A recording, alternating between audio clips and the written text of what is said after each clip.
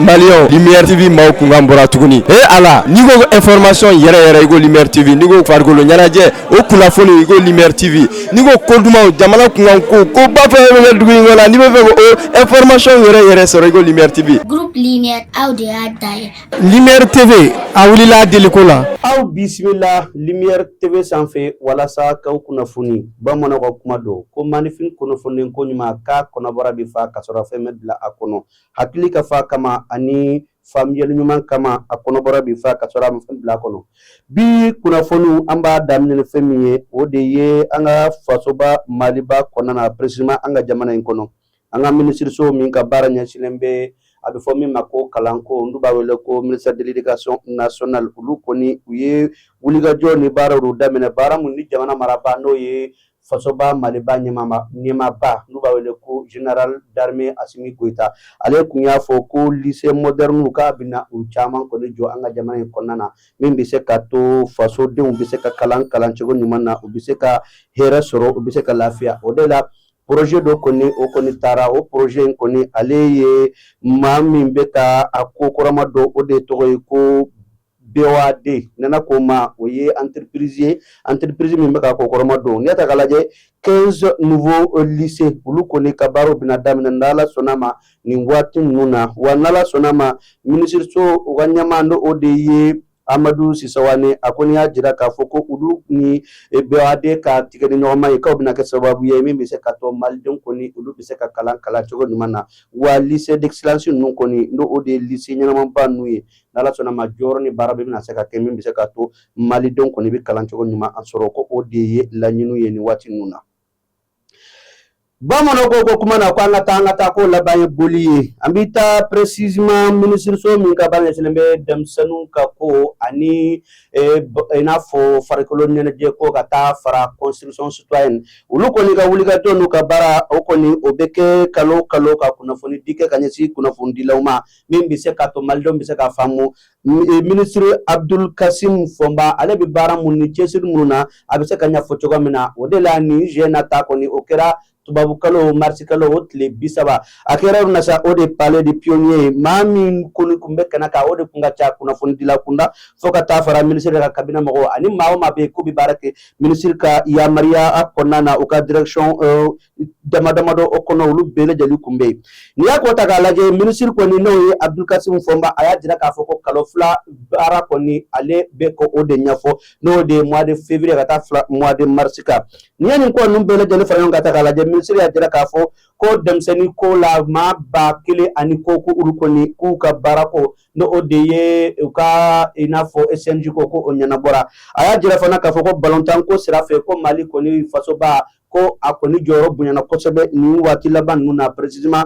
kan damadamani minnu bɛ ka kɛ ani minnu fana bɛna kɛ a y'a jira fana kɛnɛ kan ko bi an filɛ don min na bi yɛrɛ ko Mali ni Russie kɔni k'u bɛna ɲɔgɔn sɔrɔ de jamana ka balontan sira fɛ o fana kɔfɛ a y'a jira k'a fɔ min ma ko précisément basketball la ko fasodenw kɔni olu jɔyɔrɔ bonyana la kosɛbɛ o de la ministre y'a jira k'a fɔ k'u ye wulikajɔ ni baara dɔ sigi sen kan baara min bɛ se k'a to ko an ka fasodenw kɔni n'o ye fédération minnu bɛ Mali kɔnɔ n'a bɛ fɔ ma ko les différentes fédérations ko o fédération ninnu kɔni k'o bɛ se ka wulikajɔ ni baara ɲɛnamaw kɛ cogo min na o de la c'est pas seulement fédération malienne de football mais fédération bɛ Mali kɔnɔ a kɛra senfili o a kɛra bolofili o a kɛra fana sanfɛ cɛlu n'o ye basket o a fédération bɛ ko u bɛna don ba la n'Ala sɔnna ma wa ko ministre ye papier kuraw ta n'a bɛ fɔ ma ko sariya kuraw k'o sigi sen kan min bɛ se ka to bɛɛ lajɛlen bɛ se ka kɛ i ka hakɛ kɔnɔna na cogoya min na wulikajɔ ni baaraw kɔni bɛ sen na min bɛ se ka to lafiya o bɛ se ka sɔrɔ an ka fasoba Maliba kɔnɔna na halisa an bɛ to an ka jamana in kɔnɔ an bɛ taa i n'a fɔ sɛbɛnnikɔrɔkaw fɛ yen nɔ musoba dɔ kɔni bɛ yen u b'a wele ko Mali Sango ale ye maa ye maa min ni kunnafoni y'a jira k'a fɔ ko don min na Mali ye indépendance ta 1960 ko o don de ni musoba in kɔni nana diɲɛ na wa musoba in a fa y'a tɔgɔ da ten ko Mali o de la n'i y'a ta k'a lajɛ ale ka Mali ni fasoba Maliba bɛ sɛbɛn cogo min na o tɛ kelen ye ale ka Mali ye MALY donc fasoba Maliba ta dun ye I ye o de ye différence ye u ni ɲɔgɔn cɛ mais u kɔni bɛɛ tɔgɔ kelen ni musoba in kɔni ale ye diɲɛ tɔ wa musoba in a bɛ fɔ yɔrɔba min ma ko précisément i n'a fɔ orphelinat ɲabɛr o de kɔni ye muso in ta ye wa muso in ale ka wuli ka jɔ bɛɛ bɛ hakɛ min se k'a to denmisɛnnin fɛn fɛn bi fili ale bɛ se k'u fara ɲɔgɔn kan ka taa u lamɔ kɔni wa n'i taara ka yɔrɔ la denmisɛnnin bɛ yen a kɔni ni a ti maa kɛmɛ bɔ bɛrɛ t'a jɛ maa kɛmɛ la wa maa suguya bɛɛ b'a la banabaatɔ b'a la cɛw b'a la musow b'a la ni muso ba in u b'a wele kɔni u ka kuma ɲa ko Mali Sango mais caman b'a wele ko ɲabɛr n'i yɛrɛ y'a lajɛ ale ka i n'a fɔ orphelinat tɔgɔ ye ko orphelinat ɲabɛr ni muso ba in dɔw yɛrɛ b'a wele ko Mama Bibi ale kɔni ye diɲɛ to wa an filɛ waati min na kɔni u taara a bila a jɛɲɔgɔn n'a balimaw n'a sinji kɔni taara bila a ka dɔn laban o so kɔnɔna na n'i y'a ta k'a lajɛ malidenw bɛɛ bi jɛ k'a fɔ ɲɔgɔn ma ko ala ka ni muso ba in dayɔrɔ suma yala denmisɛnninw bɛ a kɛ cogo di a kɔfɛ je pense que mɔgɔw ka hakilina n'u ka miiri la maa caman bɛ olu kɔni bi wuli ka jɔ kɛ min se ka to dɛmɛ kɔni a bi continuer ka kɛ nin denmisɛnnin ninnu ye minnu bi ni muso ba in ka yɔrɔ la n'u b'a wele ko précisément orphelinat ɲabɛr bamananw ko u ka kuma na ko ɲɔ bɛ ɲɔbugu mɛ ta kan b'a la an bɛ taa précisément an ka fasoba maliba ko kan o tɛ i n'a fɔ yɔrɔ wɛrɛ koyi Iran ani États-Unis olu ka nin kɛlɛba min bɛ diɲɛ na n'i y'a ta k'a lajɛ kunnafoni dɔ kɔni y'a jira k'a fɔ ko l'armée régulière iranienne k'o kɔni bɛ taa précisément maa ba 350,000 personnes o tɛ maa ba 350 o n'a kunkanfɛn wa n'i y'a ta k'a lajɛ ko Iran kɔni ye maa minnu bɛ sa k'a bɛ fɔ ma ko réservistes o n'i y'o fana ta k'a jateminɛ k'o bɛ taa maa ba 300 a la n'i y'a ta k'a lajɛ maa minnu fana bɛ yen nɔ sa n'i y'o bɛɛ lajɛlen fara ɲɔgɔn kan minnu bɛ réserve la minnu bɛ baara la sisan minnu bɛ ka kɛlɛ kɛ ni a n'a bɛ fɔ minnu fana ma ko révolution mɔgɔw ka militaires olu fana bɛ taa maa ba 300 la mais n'i y'a bɛɛ fara ɲɔgɔn kan o ye maa ba i n'a fɔ maa 1,000,000 ani maa ba 200 n'a kunkanfɛn ko u kɔni bɛ to a la n'i y'a ta k'a lajɛ États-Unis kɔni olu ni i n'a fɔ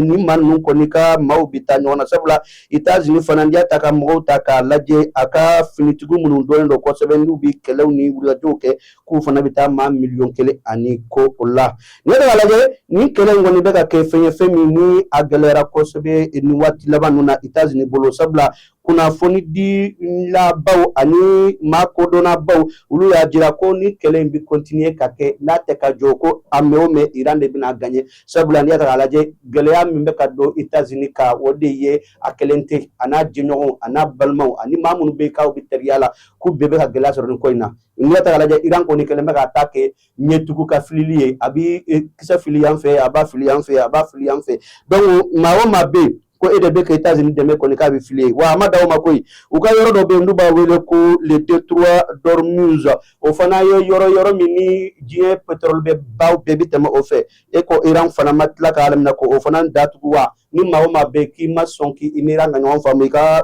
bolifɛnw tɛ tɛmɛ bolifɛn minnu bɛ u ka taaju ta ka na n'u ye o de la diɲɛ kɔnɔ maaba dɔ bɛ yen sa na ale kɔni ye kodɔnnaba ye wa ale fana ye maa ye maa min ni u b'a wele ko le général de retraite Barry McInerney ale kɔni y'a jira k'a fɔ n'ale yɛrɛ États-Unis maa dɔ ye wa maa dɔ maa min fana ni a fɔ ma ko la guerre du Golfe ale fana de y'a kondi ale kɔni y'a jira k'a fɔ ko nin ko in kɔni faut que États-Unis k'a dɔn k'a fɔ ko Iran ani Iraki k'o tɛ kelen ko ye ko Iran kɔni ye jamana bɛ se ka kɛlɛ caman kɛ wa sɔrɔdasi ɲɛnamaw b'u bolo wa u bɛ ko dɔn u bɛ ko kalama donc Iraki kɔni olu ye maa ye maa minnu n'u ka jamana sera ka ci États-Unis fɛ mais ko Iran ko kɛ man di ka ci États-Unis fɛ dɛ donc u y'a ale b'a ɲini Trump fɛ n'o y'u ka ɲɛmaaba ye k'a ka janto a yɛrɛ la k'a ka kɛlɛ in k'a k'a kɛ cogo min dɔn hali sisan Iran kɛlɛ kelen in y'a ta k'a lajɛ u ka colonel-ba dɔ bɛ yen sa n'o fana ye colonel en retraite ye ale fana y'a jira k'a fɔ ko nin ko in kɔni ko dɔ komi ne a ma nɔgɔn fewu